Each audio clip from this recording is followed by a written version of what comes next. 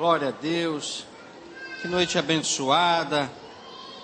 Nos louvores, no ofertório, na comunhão, tudo preparado por Deus como um banquete para as nossas vidas, para as nossas famílias.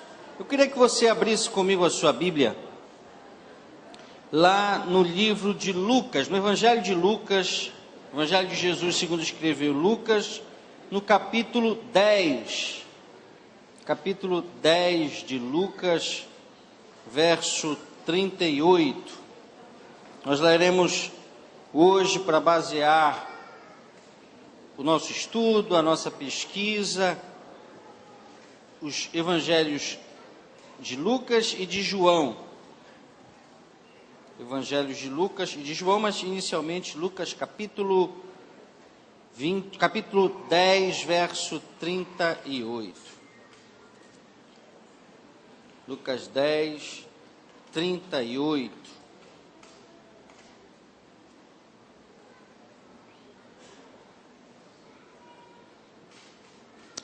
Diz assim a palavra de Deus: E aconteceu que, indo eles, Jesus e os seus discípulos, entrou numa aldeia, e certa mulher, por nome Maria, o recebeu em sua casa. E tinha esta uma irmã chamada, por nome Marta, e a recebeu em sua casa. E tinha esta uma irmã chamada Maria, a qual, assentando-se também aos pés de Jesus, ouvia a sua palavra. Marta, porém, andava distraída em muitos serviços, e aproximando-se, disse: Senhor, não te importas que minha irmã se me deixe servir só? Dize-lhe, pois, que me ajude. E respondeu Jesus: Marta, Marta, estás ansiosa e afadigada com muitas coisas, mas uma só é necessária, e Maria escolheu a boa parte, a qual não lhe será tirada. Feche seus olhos nesse momento. Pai, muito obrigado por tudo que o Senhor já nos proporcionou nesta noite maravilhosa, nas orações que fizemos pelas famílias, nos louvores que juntos entoamos ao Teu nome, e sabemos que enquanto louvamos e Te adoramos, o Senhor já nos abençoa. Obrigado, meu Pai, pela oportunidade de ofertarmos, de darmos, de contribuirmos para o crescimento do Teu reino, pelos testemunhos que alimentaram a nossa fé e que servem, Senhor, de modelo de comportamentos que agradam a Ti, para que outros possam seguir por esta mesma senda, por este mesmo caminho. Agora, Senhor, quando nos dedicamos a ouvir da Tua palavra, fala conosco, precisamos ouvir a Tua voz. Vem, Espírito Santo, guiar esse momento de meditação da palavra, para que todos nós possamos sair daqui alimentados e de alguma forma ajustados nos nossos comportamentos familiares, mas para agradarmos acima de tudo ao Deus das famílias, Deus que nos criou, Deus que nos formou, que nos salvou e que tem nos levado adiante de vitória em vitória. É assim que nós oramos e em fé já Te agradecemos, em nome de Jesus. Amém e amém. Tem sido, queridos, queridas, uma tarefa de todos os pastores, de todas as pessoas que ministram a igreja do Senhor, que se reúne nesse lugar, sob esse teto, ajustar algumas questões diante da vida, diante da realidade. Às vezes a nossa mensagem, discutimos isso muito às terças-feiras, quando nos reunimos com o Ministério Pastoral, e tem sido a principal prática nossa já há vários meses, meditar em algumas questões da Bíblia Sagrada, meditar em algumas questões do cotidiano dos irmãos, os desafios da vida cristã contemporânea. E também é para nós um grande desafio enfrentarmos uma cultura que tenta se impor a nós, como igreja. Portanto, erguermos os fundamentos de uma contracultura, que nem sempre é simpática, que nem sempre é agradável, que nem sempre é fácil de ouvir, e que muito menos é fácil de falar, mas é preciso que falemos. É preciso que esses ajustes, que esses nivelamentos sejam feitos, para que nenhum de nós, em nenhuma oportunidade, possa dizer que foi enganado, que foi iludido, que lhe disseram que era de uma forma e era de outra forma. Então, como tem sido para nós o foco de levarmos a verdade, e somos ensinados que é a verdade, o conhecimento da verdade, que nos liberta, inclusive dos erros, dos enganos, das falácias, de tudo que está posto aí e é divulgado por todas as mídias, inclusive por mídias que de alguma forma se identificam ao cristianismo, ao movimento evangélico. Nós assumimos essa tarefa de falarmos a verdade, custe o que custar, doe a quem doer, e ajustar, é claro, curar as feridas, esclarecer, curar a dor, ajudar as coisas a se ajustarem diante de Deus, a se adequarem diante da verdade de Deus, mas sempre com esse compromisso de dizer a verdade. E uma das coisas que nós precisamos compreender é que, a propósitos de Deus, esse foi um dos temas trazidos e debatidos hoje pela manhã, na nossa reunião ministerial, que há propósitos, há planos, há projetos, há bênçãos de Deus, que realmente estão disponibilizados para todos, mas só são acessados, só estão acessíveis a partir de determinados comportamentos. E quando nós pensamos no projeto de Deus para o casamento, para um casal, para uma família, para uma pessoa, para um lar, também é assim. Nós vamos encontrar lares, nós vamos encontrar na Bíblia famílias, lares nos quais e famílias com as quais Jesus tinha grande prazer em estar. E existiam outros lugares, existiam outras pessoas que Jesus, pelo seu amor, pela sua bondade, pelo seu desejo de salvar a todos, com essas pessoas convivia, nesses lugares ia, por lá passava, mas Jesus não tinha prazer em estar ali, Jesus lá não pousava, Jesus lá não ficava. E nós vamos trabalhar nesta noite exatamente as características de um lar onde Jesus tem prazer em estar, onde Jesus quer estar, quer ficar. E aí, alguns podem estranhar, mas como Jesus fazia essa separação? Não é que fizesse separação, Jesus estabelecia esses padrões comportamentais. Quando Jesus foi à casa de Zaqueu e ele decidiu ir à casa de Zaqueu, ficou muito claro que a continuidade do relacionamento de Jesus com Zaqueu dependia das ações e dos comportamentos de Zaqueu a partir daquele momento. Por isso é que Zaqueu, impactado com a mensagem de Jesus, com a presença dele na sua casa, decide mudar radicalmente de comportamento. Não apenas deixando para trás algumas ações que ele assumia, como tentando, ele tinha condições para isso, e nem sempre é possível, mas ele decidiu então recompor os seus erros do passado. Ele decidiu restituir em áreas que ele poderia restituir, e é assim que o homem de Deus, que a mulher de Deus fazem.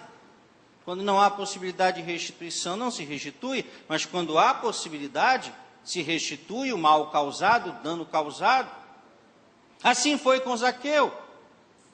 Jesus uma vez entrou na casa de um fariseu, chamado Simão, e pareceu que estava tudo bem ali naquele convívio, mas de repente entra a mulher pecadora e começa a adorar Jesus e chorar aos seus pés, e ela é recriminada por aquele homem. E Jesus chama a atenção dele, diz assim: olha, tu não pegastes nem água para lavar os meus pés, mas essa mulher, desde que aqui chegou, não para de chorar nos meus pés, e está aqui se humilhando na minha presença, me adorando. Ela entendeu quem eu sou e tu não entendeste, sábio como és, rico como és, poderoso como és, e dali Jesus se retirou.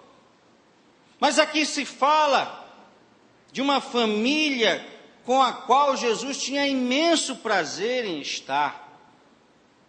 É um dos poucos grupos de pessoas que a Bíblia expressamente diz que Jesus amava.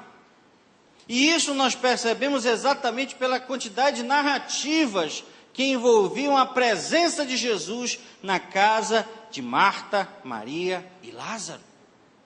E que características eram essas, então? que distinguiam aquela casa, aquele lar, aquela família de outras, e que precisam estar na nossa família, nas nossas casas, nos nossos lares, para que Jesus também tenha espaço, alegria, prazer em lá estar.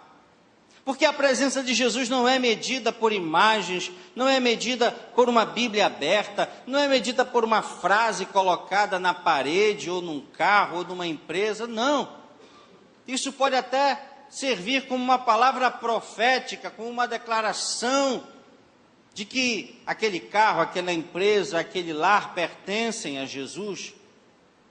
Mas é óbvio que quando nós saímos das nossas casas, Jesus segue conosco, amém, queridos? Lá os seus anjos ficam guardando, protegendo, cuidando, mas Jesus não está lá, Jesus está aqui, amém? Jesus está no nosso meio, para nos abençoar. A Bíblia assim diz que Ele se faz presente quando alguns se reúnem em nome dEle, e nós estamos reunidos em nome de Jesus.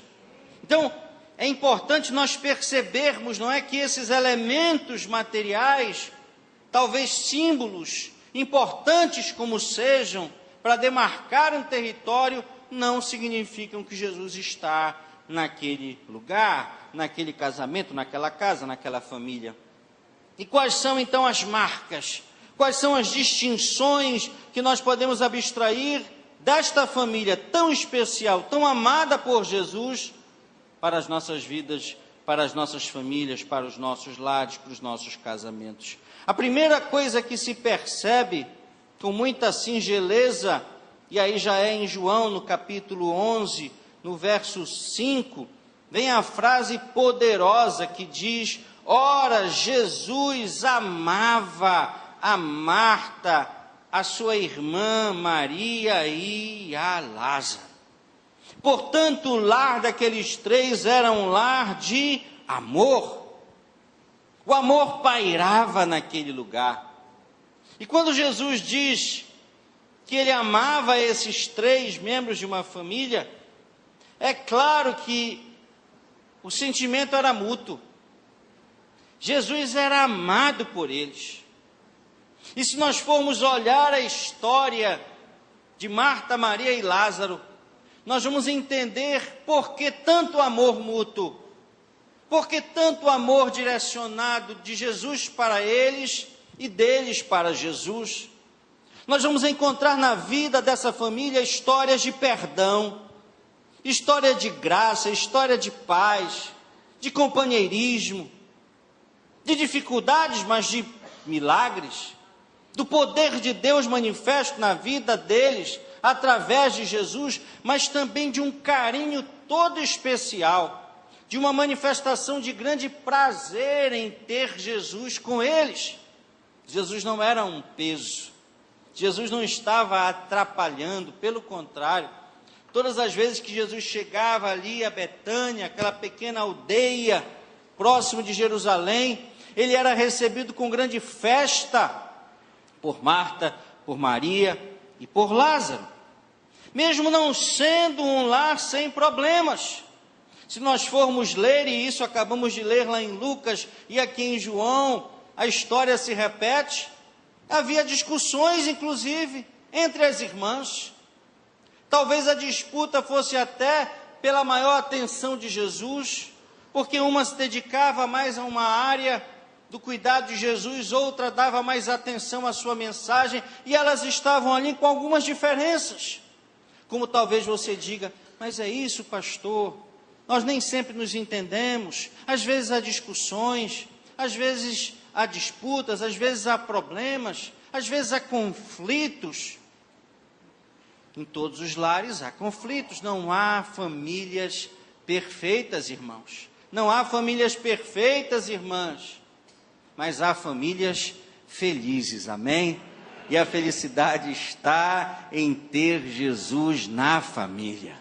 E aí nós enfrentamos as dificuldades, as lutas com amor. Então a primeira característica de um lar onde Jesus quer estar é que é um lar de amor. Amém, queridos? A segunda coisa que nós vamos encontrar, voltando um pouquinho lá em Lucas, no capítulo 10, é que O lar onde Jesus tem prazer em estar é um lar onde há ensino. O próprio texto diz, não é? Que Maria se assentava aos pés de Jesus e ouvia a sua palavra. Talvez nós pensemos, que privilégio, e é verdade. Há uma canção que eu gosto muito da minha adolescência, da minha primeira juventude, não é? Que eu acho que eu estou na segunda ou na terceira juventude, mas na minha primeira juventude eu ouvi uma canção que falava exatamente isso, não é? Do prazer de acompanhar, de ter vivenciado, presenciado ali aqueles 12 discípulos, aqueles 70 que o seguiam, aquele grupo maior de pessoas, aqueles que foram objeto, que foram alcançados pela sua palavra de ensino, de cura, de libertação, como aquelas pessoas realmente foram privilegiadas. É um privilégio incomparável, mas por outro lado, Jesus, durante aquela sua vida na terra, especialmente os 3 últimos anos da sua jornada, ele era limitado, ele era homem, então ele estava num lugar e não estava em outro. É verdade que a Bíblia nos conta que ele operava milagres até mesmo à distância. Ele tinha esse poder, bastava uma palavra sua para que alguém fosse curado, para que alguém fosse liberto. Mas ele era limitado. E hoje, Jesus, à destra de Deus, como intercessor único entre Deus e os homens, tem a característica de não estar mais limitado. Então, quando nós falamos que Jesus está no nosso coração, nós abrimos o nosso coração para que Ele venha habitar aqui, fazer morada, porque esse é um desejo dEle, precisa ser um desejo nosso também. Jesus não é, a gente repete isso o tempo todo, Jesus não é um arrombador de janelas ou de portas, não é? Jesus está à porta e bate. Quem abrir a porta do seu coração, ali ele entra e faz morada e muda a história da pessoa, revoluciona não apenas o seu presente, o seu passado, porque o seu sangue perdoa os nossos pecados cometidos, e também estabelece o nosso futuro, nosso destino, no mesmo lugar onde ele agora está, no céu, porque a Bíblia diz que ele foi, ele mesmo disse que iria preparar-nos lugar no céu. Então Jesus hoje tem essa possibilidade, através do Espírito Santo, de estar em todos os lugares e de abençoar milhões, bilhões de pessoas ao mesmo tempo. Então, nós somos também privilegiados em relação àqueles homens que o conheceram. E a Bíblia chega a dizer lá na carta aos Hebreus que nós temos a possibilidade de presenciar algo que é a promessa daqueles que nos antecederam. Então nós também temos privilégios incomparáveis, mas realmente ter presenciado os ensinos de Jesus deve ter sido algo diferenciado. E assim era na casa de Marta, Maria e Lázaro. Era uma casa onde havia ensino. Era uma casa onde o culto doméstico estava presente. E aí nós vamos encontrar uma outra característica da casa deles, era uma casa hospitaleira. Além de ser uma casa onde havia ensino, era uma casa de portas abertas. É verdade, queridos, que hoje nós vivemos numa época muito difícil. Pastor Monteiro, os pastores da igreja, têm toda a responsabilidade. Às vezes somos todos muito cuidadosos no fornecimento do endereço dos irmãos, não é? Quando há um culto doméstico, quando há uma reunião, quando há um discipulado, quando há uma célula. Às vezes preferimos até, não é, que isso seja feito através de outros relacionamentos, de um irmão levando outro irmão, como a pastora Rosana há pouco falou, que coisa abençoada, não é? Uma amiga levando outra amiga, uma irmã levando outra irmã, e assim a festa se faz. Nós vivemos tempos difíceis, mas a casa de Marta, Maria e Lázaro atraía Jesus, porque era uma casa onde havia hospitalidade. E a Bíblia chega a dizer em Hebreus capítulo 13, não negligencieis a hospitalidade, pois alguns, praticando-a sem saber, receberam acolheram a anjos. Então as nossas casas, com os devidos cuidados, que o tempo exige, que a época difícil exige, devem ser casas de portas abertas. Portas abertas para o vizinho, que precisa de uma palavra, de uma oração. Nós temos que ser pessoas muito receptivas, nós temos que ser aquelas pessoas que no elevador, ou quando cruzamos com o vizinho no corredor, ou na área comum do condomínio, seja onde for, nós somos pessoas sorridentes, nós somos pessoas receptivas. O sorriso, às vezes, o bom dia, outras vezes, a boa tarde, a boa noite, derruba barreiras terríveis. E uma pessoa que era toda fechada, toda enclausurada, às vezes por um sorriso, por uma conversa que se puxa, que se inicia, nós temos ali uma oportunidade para levar Jesus para aquela vida também, para aquela casa também.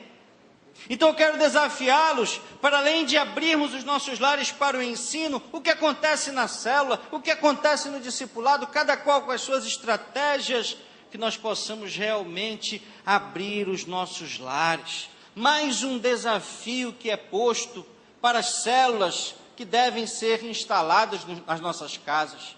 É muito bom ser líder de célula, é muito bom participar de uma célula, mas nada se compara com a função do anfitrião, não é, pastor Marcelo? Ser anfitrião de uma célula, abrir a sua casa, o seu lar, não é? Não se preocupar com a arrumação, não se preocupar com a arquitetura, não se preocupar com o designer, não é? Saber que as coisas são menos importantes que as pessoas. Que se for para salvar uma pessoa, para abençoar um casamento, para abençoar uma família, vale o sacrifício que for. Bagunça um pouquinho na quarta-feira, na quinta-feira de manhã, arruma a casa. Mas você verá como a sua casa, o seu lar e a sua família serão ricamente abençoados. Tenha certeza disso. Ensino e hospitalidade. Bênçãos que atraem a presença de Jesus. O que também atrai a presença de Jesus, a quarta coisa, está lá em João. Agora nós vamos realmente para João.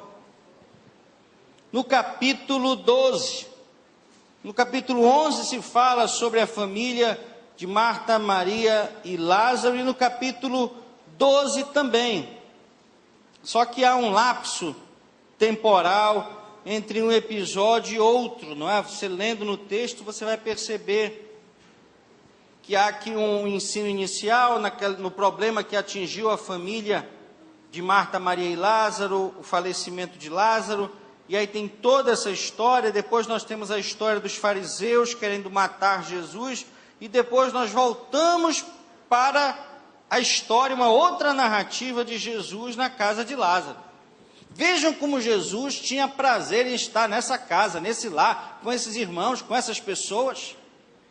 São 2 capítulos dedicados a isso. O 11, quase todo ele, vai até o 45, e depois o 12, do 1 até o 11, dedicados a esta família.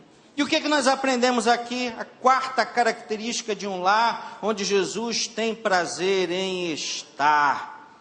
João capítulo 12, 2, já foi dito antes, mas aqui se repete, não é? Que foi Jesus 6 dias antes da Páscoa a Betânia, onde estava Lázaro, que falecera e a quem ressuscitara dos mortos. Fizeram-lhe, pois, uma ceia, e Marta servia, e Lázaro era um dos que estavam à mesa com ele. A casa de Marta, Maria e Lázaro era uma casa onde havia serviço, alegria em servir. Talvez a gente não entenda muito, porque algumas coisas na vida cotidiana, no trabalho, às vezes na universidade, às vezes até em casa, não é? Nós combatemos muito isso, nós trabalhamos muito aqui na igreja com valorização, com reconhecimento. Por isso é que os irmãos que às vezes os recebem lá com as jaquetas amarelas, são citados e há um agradecimento especial a eles. Assim como nós temos tantos ministérios que trabalham aqui na espontaneidade, E a melhor coisa que nós podemos fazer por eles, primeiro, é orar. Orar apresentando as suas vidas por cada membro do Ministério do Louvor, às vezes que aparecem, às vezes que não aparecem, mas que ensaiam, muitas vezes adentrando pela noite. Se nós não tomarmos cuidado, não é, pastor Monteiro, às vezes vai pela madrugada, aí dá problema com o vizinho, mas aí já é um outro problema, já é uma outra questão. Mas ainda assim eles estão se esforçando, estão se empenhando, são voluntários. Você vê aquelas irmãs que trabalham ali, cuidando das nossas crianças, quanto elas ganham? Nada. Voluntárias. É por isso que quando você vai deixar o seu filho, ou pegar o seu filho, a criança pela qual você é responsável, olha, agradeça, dê um abraço, libere uma palavra de bênção sobre essa pessoa, sobre essa irmã, esse irmão, os diáconos que aqui estão, inclusive a palavra que está aqui posta, e servia, Marta servia, é a mesma de econei, de onde vem serviço, de onde vem os diáconos. São pessoas também absolutamente voluntárias para servir a cada um de nós e servir também a Deus, porque esse é um dos segredos da palavra. A Bíblia chega a dizer isso com muita clareza, de forma expressa: fazei tudo como para o Senhor.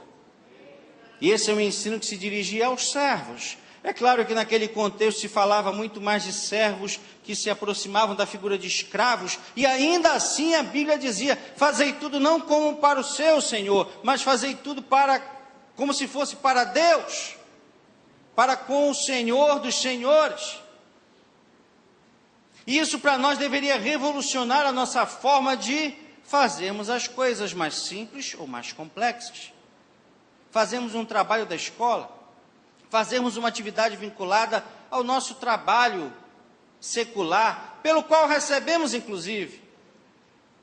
E essa questão da contrapartida é muito interessante. Nós falávamos há pouco do voluntariado, mas há coisas que nós fazemos também recebendo. E mesmo quando nós fazemos recebendo mal, recebendo pouco, nós devemos fazer tudo, diz a palavra, como para o Senhor. Pode ser que aquilo que recebamos não seja correspondente à qualidade do nosso trabalho, nem à quantidade do nosso trabalho. E aí nós podemos até sonhar, em algumas questões, até reivindicar uma melhora dessa valorização, desse reconhecimento, dessa contrapartida, mas enquanto nada disso vem, nós continuamos trabalhando certo, nós continuamos trabalhando de forma excelente, como para o Senhor. Amém, queridos? E aqui no nosso lar deve ser assim. O nosso lar deve ser um lugar onde há serviço, onde nós temos prazer em servir uns aos outros, onde o provedor da casa, que é o homem, que é o pai, também serve. Precisa servir, inclusive, para dar exemplo para os seus filhos, de que todos servem, e de que ele não é o rei da casa que fica ali, não é? Sentado na poltrona, mexendo o zap do controle remoto e sendo servido por todos. Não! Mesmo tendo trabalhado o dia todo, ele também serve, ele colabora no serviço, todos se envolvem. É essa a lição que nós vamos aprender aqui nesse texto. A preocupação de Marta em relação ao serviço exagerado é que é o problema. Por isso ela foi chamada a atenção. É claro que Maria escolheu o melhor. Marta se preocupava apenas em trabalhar, e aí nós temos falado há quantos anos, pastor Monteiro, que nós não confundimos na Igreja Batista Missionária da Amazônia trabalho, ministério, serviço com ativismo. O ativismo é ruim. O ativismo de qualquer natureza é ruim. O ativismo para o trabalho é ruim. O ativismo ministerial é ruim. O ativismo das células pode ser ruim. Do discipulado pode ser ruim. O cristão precisa buscar um ponto de equilíbrio. Tem muita gente preocupadíssima com a obra de Deus, mas muito pouco preocupada com o Deus da obra. E é preciso buscarmos então o ponto de equilíbrio, mas sempre servindo. Jesus foi o maior exemplo disso. Jesus vem nos ensinar que maior era aquele que servia do que aquele que é servido. E nós precisamos buscar isso nas nossas casas, nos nossos lares, uns com os outros, sim, mas também com aqueles de fora, com aqueles que vêm ao nosso lar e que vêm à nossa casa e que precisam também encontrar um lugar onde se serve um ao outro, especialmente se servindo a Deus. A quinta característica de um lar onde Jesus tem prazer em estar, está aqui na narrativa de João capítulo 12, dos versos 1 ao 8, logo depois do que lemos. Porque depois que Marta é destacada como alguém que servia a mesa onde estava Jesus, Lázaro, os seus amigos, surge Maria. E a Bíblia nos fala que Maria, está no verso 3 do capítulo 12, tomando uma libra de unguento de nardo puro, de muito preço, ungiu os pés de Jesus e enxugou-lhes os pés com os seus cabelos e encheu-se a casa do cheiro do unguento. Então, dos discípulos, Judas Iscariotes, filho de Simão, que havia de traí-lo, disse: por que não se vende este unguento por 300 dinheiros e não se deu aos pobres? Ora, ele disse isso não pelo cuidado que tivesse dos pobres, mas porque era ladrão e tinha a bolsa e tirava o que ali se lançava. Disse-lhe Jesus: deixai-a para o dia da minha sepultura, guardou isso. Porque os pobres sempre os tendes convosco, mas a mim nem sempre me tendes. E muita gente dos judeus soube que ele estava ali, e foram não só por causa de Jesus, mas também para ver a Lázaro, a quem ressuscitara dos mortos. E os principais dos sacerdotes tomaram deliberadamente a decisão para matá-lo, matar também a Lázaro, porque muitos dos judeus, por causa dele, iam e criam em Jesus. Queridos, aqui nós vamos encontrar uma característica importante em um lar que Jesus tem prazer em estar. É um lar onde há unção. Às vezes nós confundimos isso e é mais um reparo que o tempo todo estamos fazendo. Nós não queremos ser melhores e nem piores que ninguém. Nós não ficamos aqui do nosso púlpito atacando outras denominações com as suas práticas com os seus rituais, com os seus costumes, mas às vezes as pessoas pedem de nós que repitamos determinadas práticas de outras denominações com as quais não concordamos. E às vezes é muito comum, e às vezes isso vem de uma maneira muito espontânea, não é? O desejo de que se unja um lar, se unja um veículo, se unja um bem. E nós oramos, abençoamos, agradecemos, seja uma casa, seja um carro, seja um contra-cheque, qualquer coisa, ou a carteira de trabalho, não tem problema nenhum fazer uma oração focada, direcionada a um determinado objeto, nós não temos impedimento nenhum, mas às vezes se tem essa ideia de que a unção de um óleo lançado sobre um determinado item o torna protegido, diferenciado, abençoado, imunizado em todos os sentidos. Tem gente, portanto, que quer ungir o seu lar, mas no caso de Marta, Maria e Lázaro, no seu lar é que havia unção, amém, queridos? Amém. E é isso que nós devemos buscar, não um lar ungido, mas um lar onde há unção. Vejam que aqui nos fala, não é? E é apenas uma figuração, uma metáfora para o que deve existir nos nossos lares. A Bíblia diz que encheu-se a casa com o cheiro do unguento. Aquela unção, portanto, exalava, alcançava, abençoava as pessoas que lá estão. Ali Jesus foi ungido como rei. Aquela unção que Maria lançou sobre os seus pés era a unção de um rei. E depois nós vamos perceber, não é? Que Jesus estava ali já entrando em Jerusalém, eram os últimos dias da sua vida, isso vem a seguir, logo no capítulo 12 de João. Havia, portanto, um propósito para aquela ação de Maria, foi um presente de excelência, foi uma unção de adoração. Numa perspectiva material ou materialista, alguns diriam: Maria está apenas pagando a Jesus por ter ressuscitado a Lázaro. Mas não, o amor que os unia, o amor que já marcava aquela relação entre aqueles 3 irmãos, aquela família e Jesus, já era suficiente para essa expressão de gratidão, de adoração. É interessante, queridos, como o texto fala dos inimigos da unção, e nós temos que tomar cuidado com isso. Vejam que ali no meio dos discípulos de Jesus, não na casa de Lázaro, mas entre os discípulos de Jesus havia inimigos da unção. Maria queria adorá-lo, Maria queria reconhecer nele um rei, o Messias, o Salvador, alguém que tinha poderes que nenhum outro homem já teve na face da terra. Mas sempre aparece alguém querendo atrapalhar o agir da unção de Deus nas nossas vidas, nos nossos casamentos, nos nossos lares, nas nossas casas.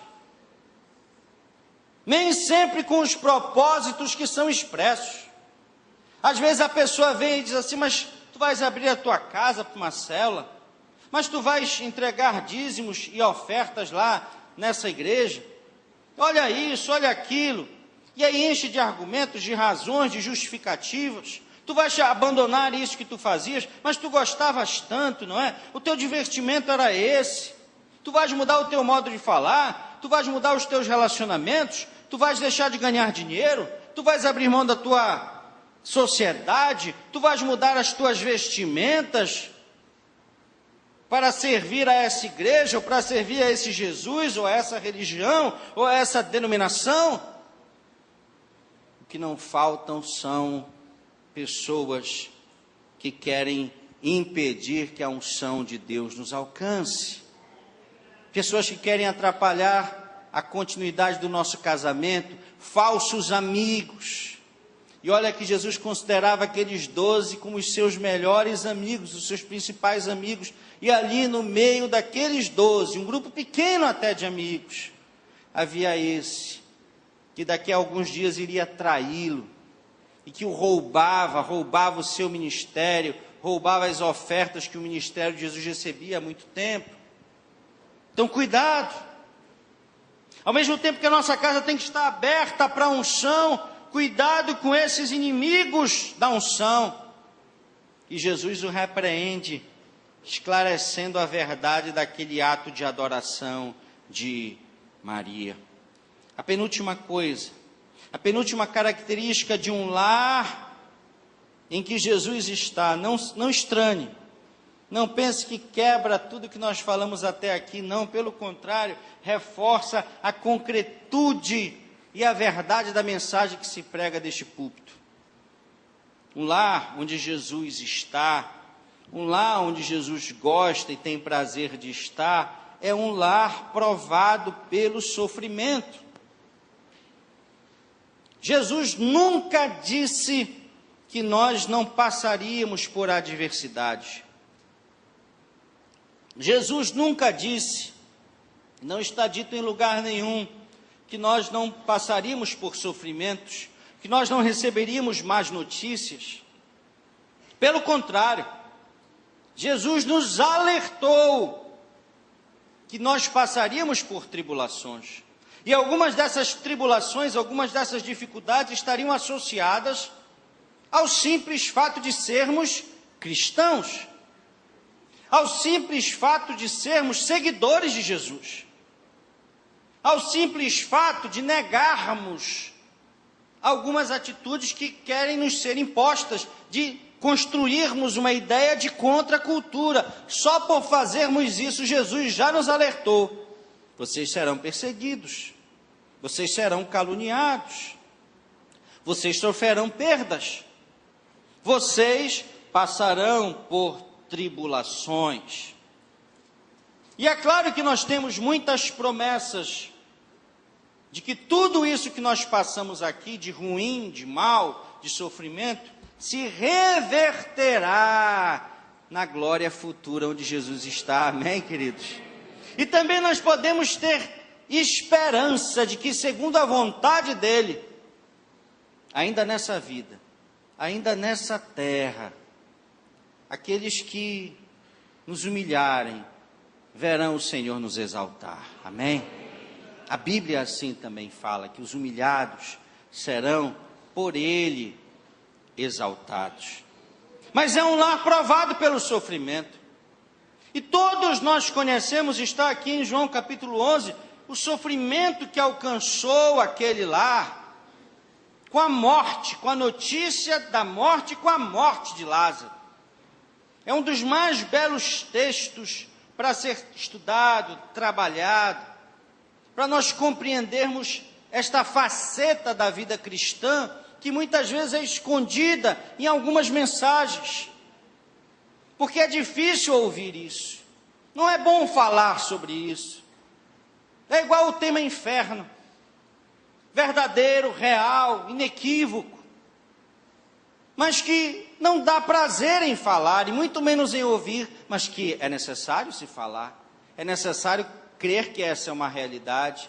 E ao contrário do que dizem até mesmo algumas denominações que se dizem evangélicas, é uma das maiores heresias que há numa determinada denominação, não haverá o aniquilacionismo. A alegria, o gozo, a festa é eterna no céu, e infelizmente o sofrimento, a dor, a ausência da presença de Deus também será eterna num lugar chamado inferno. A bondade de Deus não fará com que o inferno desapareça, como algumas crenças tentam ensinar. A Bíblia é clara quanto a isso. Mas o sofrimento é uma realidade. E a Bíblia nos mostra isso. A Bíblia chega a dizer que a repreensão e a disciplina são instrumentos divinos para aqueles a quem Deus ama. Apocalipse 3,19, parte A. E aqui em relação a Lázaro, ficou muito claro. E é isso que às vezes faz com que o crente encare as dificuldades, as lutas, as enfermidades, as más notícias, os maus prognósticos, de maneira diferenciada. É por isso que quando uma coisa ruim acontece na vida de um crente, às vezes até a morte, nós somos ensinados a não perguntar o porquê, mas entendermos o para quê. Porque na vida de um crente não dá para pensar de outra forma. Tudo cumpre um propósito de Deus, até mesmo a morte, até mesmo a doença, até mesmo a má notícia ou o desemprego, seja o que for. E Jesus fala disso aqui em João capítulo 11, 4, quando diz: esta enfermidade não é para a morte, mas para a glória de Deus, para que o Filho de Deus seja glorificado por ela. É claro, querido, já deixando muito explícito, que Lázaro um dia morreu. Lázaro morreu. Não, espero que ninguém se escandalize com isso e não vá hoje, né, pastor, ter uma crise. Meu Deus, ele morreu. Morreu. Ele morreu, ressuscitou, depois viveu mais uns anos e morreu de novo. E aí ele não ressuscitou mais. Ele está aguardando a ressurreição. Amém, queridos? Como todos aqueles que um dia morreram em Cristo Jesus, a Bíblia diz, antes de termos nós, aqueles que estaremos vivos, os nossos corpos transformados, aqueles que morreram em Cristo terão os seus corpos revigorados, amém? Primeiro os que morreram em Cristo, e juntos nós entraremos no céu de glória, para onde Jesus foi preparar-nos um lugar. Lázaro estará lá. Lázaro ressuscitará primeiro, e depois nós teremos os nossos corpos transformados e entraremos no céu. Mas aquele episódio da sua morte, do sofrimento das suas irmãs, às vezes até de um questionamento, de uma dúvida pela qual elas passaram, foi para a glória de Deus. Então eu e você, queridos, passamos por lutas, por dificuldades, por tribulações, por perdas, pelo luto, mas sabemos que assim como foi com Lázaro, a nossa história não terminará na morte, amém, queridos? A nossa história sempre terminará com um projeto melhor, superior, mais elevado, mais perfeito de Deus para nós, para o nosso casamento, para a nossa família. Sem que nós possamos compreender tudo na hora. Por isso é que eu não pergunto por quê. Eu já fico na expectativa do para quê. Para o que Deus fará, qual o propósito de Deus para este episódio ruim, para este sofrimento, para esta má notícia na minha vida. Porque haverá algo melhor para mim e para você, amém, queridos? E por fim, a sétima característica, já de pé, por favor. A sétima característica está vinculada à sexta, é que um lar onde Jesus tem prazer em estar, é um lar onde os milagres acontecem, amém? A Bíblia vai nos falar disso. Lázaro ressuscitou. Lá no verso 12 está dito, não é? Jesus volta à casa onde Lázaro estava, aquele que falecera e a quem ressuscitara dos mortos. Querido, querida, tem coisas na vida que o homem resolve, inclusive doença. Existem intervenções cirúrgicas, existem remédios para curar doenças. Mas milagre, só Deus faz. E talvez você esteja nesta noite, neste lugar, à procura de um milagre. A notícia, não sei se boa ou ruim, depende mais de você do que de Deus. A notícia é que o Deus dos milagres está aqui, amém? Ele quer te abençoar. Mas depende de você. Depende da abertura, do espaço, da oportunidade que você dará para que o Deus das famílias, que também é o Deus dos milagres, que é o médico dos médicos, porque pelas suas pisaduras nós fomos sarados, sarados no corpo, sarados na mente, sarados na alma, sarados no espírito, pelo sangue de Jesus, vertido na cruz do Calvário. Ele pode fazer o milagre. O maior milagre é a conversão. Falou bem a pastora Rosana, alguém que estava indo para o inferno, resgatado para o céu, o milagre maravilhoso. Talvez você já tenha alcançado esse milagre, e aí você precise de libertação em uma área, você precise de cura, você precise de algo realmente sobrenatural, de uma sabedoria para resolver tantas questões na sua vida, às vezes até questões financeiras. É a sabedoria que nós precisamos, não de dinheiro. Sabedoria para administrar o dinheiro, eu não sei, você sabe. O Deus dos milagres está aqui. Ele quer te entregar o milagre nessa noite.